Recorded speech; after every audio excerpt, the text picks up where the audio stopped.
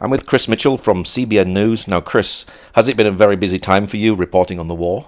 Very busy since October 7th, Paul. I think anybody in the news media here in Israel or the Middle East has found that really exponentially it's been much busier, I think much more climactic and much more serious and historic, actually, since October 7th. Lots of twists and turns to different stories, is there? Very much so. I think what happened on October 7th down in the southern communities in the kibbutzim, the moshavim, really changed, I think, Israel's history.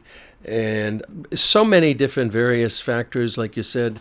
You have what happened to the hostages, you have the hostage families, you have the what's going on in the war itself inside Gaza, and you have the overall diplomatic reverberations, calling for a Palestinian state, what's happened recently with college campuses, so many things that have really been spawned since October 7th. Is this your first time reporting on a war in Israel? No, I mean, we began here in 2000. If you call the Second Intifada a war, that began in September of 2000. 2006, there was the Second Lebanon War. And then 2008-9, there was the first, I would say, Hamas-Israel war that happened again in 2012, 14, 2021. So this is probably the biggest war that we've reported on, but certainly not the only one.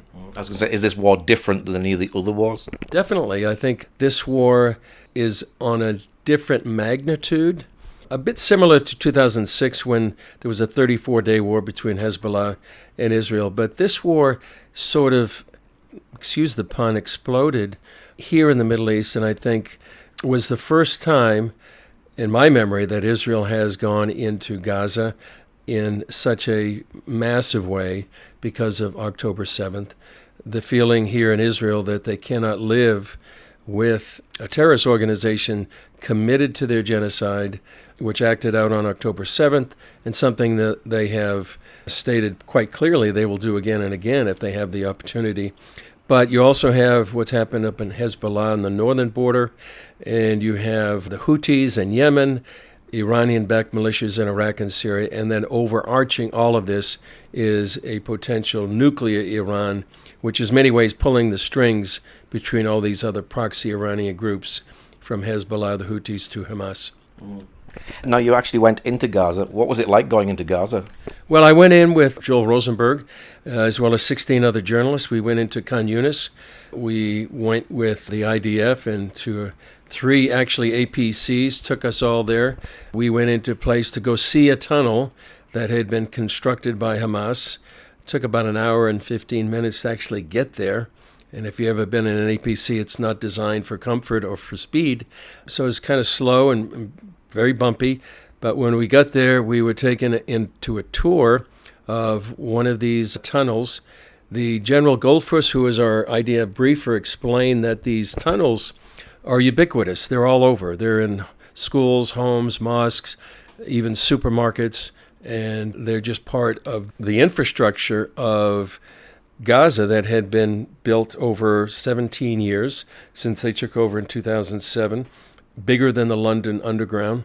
And so going in there was actually a one-of-a-kind and first-hand experience to actually see what one of these tunnels looks like. It was very long. It was about a half a mile long. It was also like a spider web where you had different tunnels running off in different directions. This particular tunnel, they knew, had held 12 hostages at one time, and because 3 of those 12 hostages had been released. So they had actually constructed a room. Well, there was a room there already built, but they had constructed a cage to hold in these 12 hostages. As we went down, we saw various rooms, kitchens, sleeping areas, bathrooms. So it was pretty sophisticated in its operation, and it was just quite an experience to taste what these hostages have gone through, some of them over 200 days now. And actually, one time during our briefing, the General Goldfuss asked if we could all turn our lights off and to get an experience of what it was like to be a hostage in total darkness. Wow. What are these tunnels actually made of, and do they have electricity down there? They have electricity. Some of them have ventilation. They are mainly concrete in the tunnel itself, but off, as I said, to different areas. There's sleeping quarters, there's tiled rooms, there's running water to some of them. So they're pretty sophisticated. This particular tunnel went about 75 feet underground, and you could live down there if you had to, and I'm sure many of the Hamas leaders have been doing that for a long time. Was there other things that you got to see while you were in Gaza? That's the main thing. We did get to see a little bit of the damage from the air attacks of the buildings that we were in or nearby. We could hear some of the gunfire going on and some of the drones, which I guess happen all the time. But we could see through the APC as we were going down some of the destruction that had been wrought in Gaza. And I would describe that as something that Israel really didn't want to do anything before October 7th. They knew that, I don't think they knew the extent of the tunnel system. They knew it was large, but I think they were surprised how big it was. But also what was discovered as the IDF went in is almost every home had some sort of weapons cache, whether it was RPGs, grenades, rifles, armament. So that's why they have been going house to house and neighborhood to neighborhood to eliminate this threat to Israel. You went in with the IDF, but I imagine it was still dangerous going in. To some degree it was, but I thought if the IDF is taking 16 journalists, including myself, Joel Rosenberg, I think there were people from CNN and Wall Street Journal, I think, there is a danger associated with that, but I felt if they're taking us in, they probably expect to take us out too. Did you question going in, or is this something you wanted to do? Oh, no, this is something that we've wanted to do, actually something we asked to do for many months, and we finally did get the opportunity to go in to see firsthand ourselves what had been going on inside Gaza. Have you been into Gaza before? Well, I was in there before the disengagement, which was in 2005, and we were there several times. And if for people to know the history, is that in 2005 there were 21 Jewish communities inside the Gaza Strip, about 9,000 Jews. They had prosperous communities, businesses. They had hothouses where they grew vegetables, flowers that had been exported to Europe.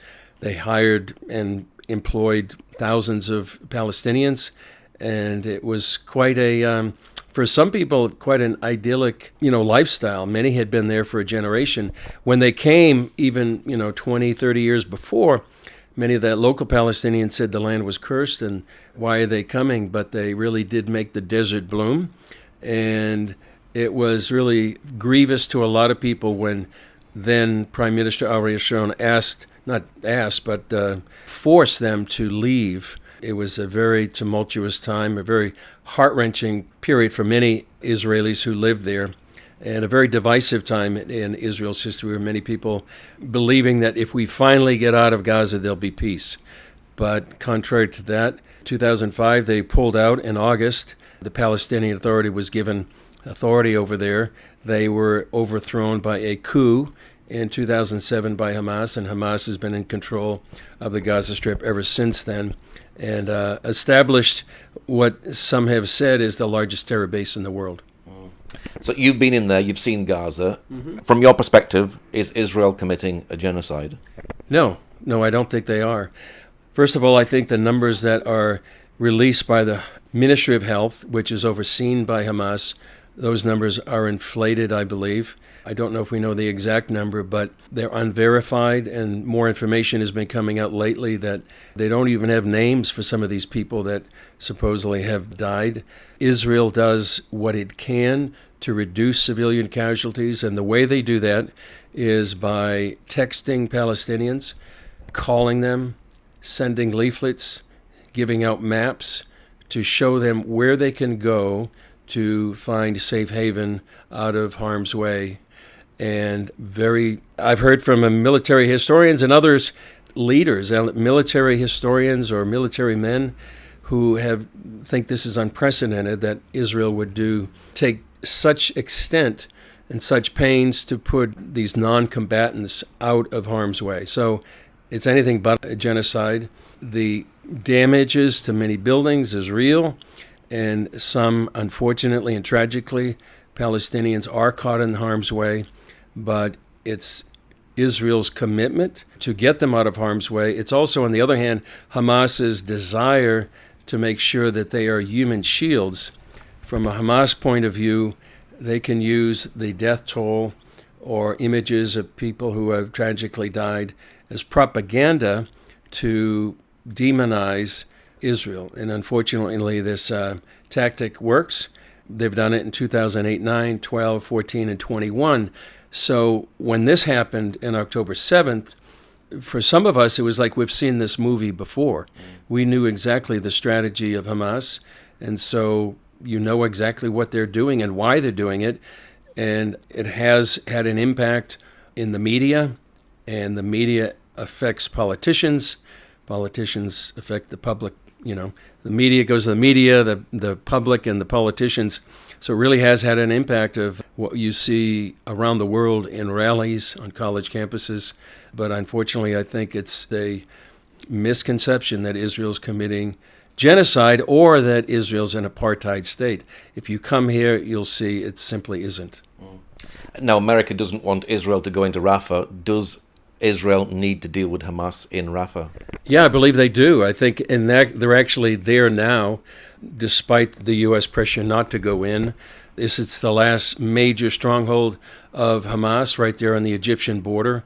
And unless Israel is allowed to defeat Hamas in this last major stronghold, Hamas would survive, and I think they would try to reconstitute themselves and again become a threat to Israel once again. So I think it's, from Israel's point of view, it's very important that they finally defeat Hamas, capture their leaders, Yahya Sinwar and Mohammed Deif being the main two ones, and also to eliminate what's happening on the Egyptian border, where so much of the ammunition and arms and weapons are being smuggled in through Egypt to help resupply Hamas. You've already mentioned campus protests, and we've had marches on the street in London. Do you feel like you're fighting a media war as well here in Israel? Oh, I think it's much a media war. It's a physical war being fought by men and women on both sides in Gaza, but also the media war is probably as important, if not more important, because it seems like the disinformation or misinformation sometimes feeds the public a wrong perception of what's going on. One example happened right just a few days after the war began. There was an errant misfire by an Islamic Jihad rocket that hit a parking lot, and what we found out later by the Islamic Jihad spokesperson, they blamed Israel. And they said it hit the hospital and it killed hundreds of people, maybe as many as 500 people. The media ran with that story, and before the truth came out, 24 hours later, that it wasn't something that Israel did, it was something that Islamic Jihad did, killed dozens of people tragically, but it was their fault and it wasn't Israel's fault. But by then, the news had gone out on BBC and CNN, much of the world's media, so that information war is very critical because some of the information that gets out there demonizes Israel. And I think people get a misperception of what actually is happening, what Israel is doing, as I mentioned before, trying to protect Palestinians, as opposed to Hamas that has a strategy of putting them in harm's way, all because of these propaganda war / media war that they're waging against Israel.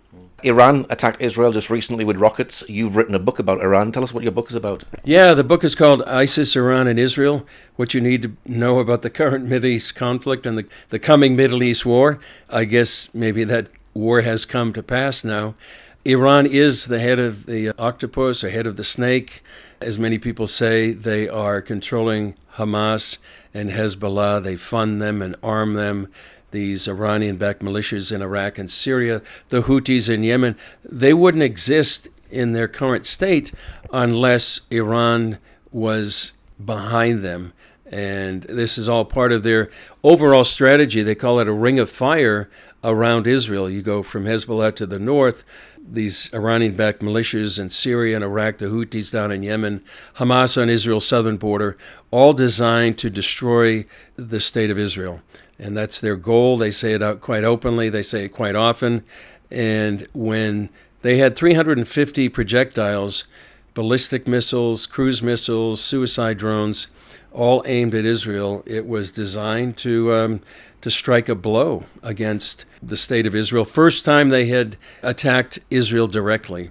And for those that lived here through it, including yourself, at April 13th, that night, it felt like it was going to be a devastating attack. And yet 99% of those projectiles were shot out of the air by the Iron Dome, by F-16s, in a variety of ways. But Israel was spared. But that's the main battle right now, is between Iran, which is actually on the verge of getting a nuclear weapon, which would change the Middle East dramatically. Did you stay up till nearly 2 o'clock in the morning to see that? Well, actually, I was up. I was up until about 11 or 11:30, and I was actually planning a video shoot the next day in the Galilee. And when I got off the phone with my cameraman editor, he called me back and he said, "Do you know what's happening?" And I said, "No." And well, that's when I found out that all these missiles were literally on their way, hours away. And so I drove from the Galilee to Jerusalem and came to our bureau, and we did a live stream that night. So I heard some of the explosions overhead here in Jerusalem. But it was interesting. Somebody put out a little cartoon that night, April 13th, that looked like the apocalypse. And in the morning, after everything had been shot down nearly totally, it was like, do I go to work on Sunday? So it was quite a contrast. Yeah. What is your prayer for Israel and for the Palestinians? Well, for the Palestinians, I think prayer would be to get under from the tyranny of Hamas. It's not heard quite as much, but there are Palestinians within Gaza who consider Hamas to be a tyrant, a dictator. There's very little freedom inside Gaza. So for the Palestinians to be free from this kind of ideology, they are dedicated to destroy Israel. This is a religious war for them. They want to kill the Jews, destroy Israel. And I think the prayer would be for the Arab Palestinian people to be free from Hamas and this kind of ideology. For Israel, I would say for wisdom, for strength. I think in the midst of all the pressure that they have, both internally and especially from the quote-unquote international communities, nations that are demonizing them, that are breaking off relations with them, the International Court of Justice that is condemning them or commanding them to cease operations that Israel believes is necessary for their own security. So I would say, and for the Lord to come in power and bring revelation to the people here, that who is the ultimate purveyor of peace, the Prince of Peace, Jesus. You present Jerusalem Dateline. How can people watch that, and how can people get a hold of your book? Well, it's on YouTube. It's under CBN. You can find Jerusalem Dateline or go to JerusalemDateline.com. It's online. It's on YouTube. It's on various networks as well. But I think YouTube would be the easiest place for people to find it. And the book you can find on Amazon, ISIS, Iran, and Israel, and also a few other books, one called Dateline Jerusalem. Okay, Chris, thank you very much. Great to be with you, Paul.